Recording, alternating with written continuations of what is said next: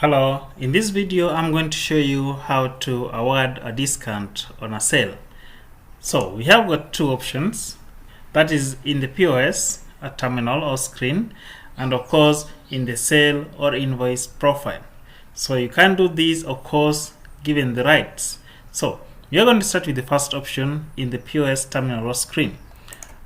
When you're making an order and you have got the rights to award a discount, I'll just pick a selling point and add, for example, one item here.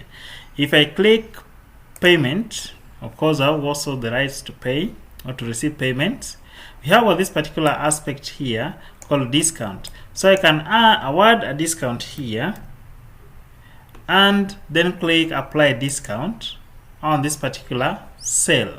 So when I make this particular or place this particular order, it will be a credit sale, of course, with already a discount of 20 shillings, and that we will see in the sale profile. So I'll just visit the sales list, and I have this particular sale here where we have got this particular total amount, and of course the payable amount being 80 shillings.